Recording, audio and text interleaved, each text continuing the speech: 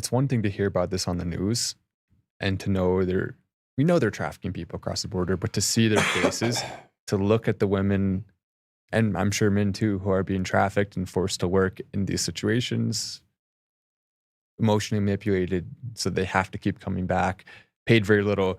There they are. That's them. And there were people, including active duty service members, that were going and paying money to these cartels in order to take advantage of these women. It's awful.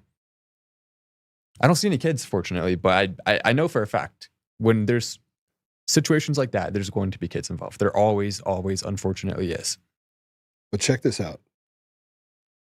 This is the alleged gang members of the Venezuelan gang Tren Ravagua, as well as MS-13 and the Hells Angels, were present at the club based on months of surveillance of the roughly 200 people inside the club at the time. At least 114 were detained on suspicion of being in the U.S. illegally. Now, I got to tell you something. I'm not sure that I'm all for the Hells Angels hanging out with the MS-13. I don't think that's a thing.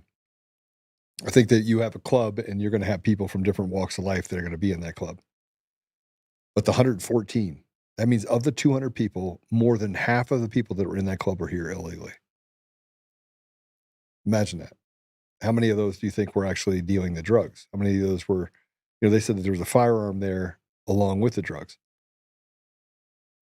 100% of most of them were gang members involved in gang activity. They're the ones who are doing the trafficking, the drugs, at a way higher rate, by the way, than Americans. There are Americans too who participate, but illegals oftentimes will specifically come here because they know it's more profitable to do that here than it is to do it back home.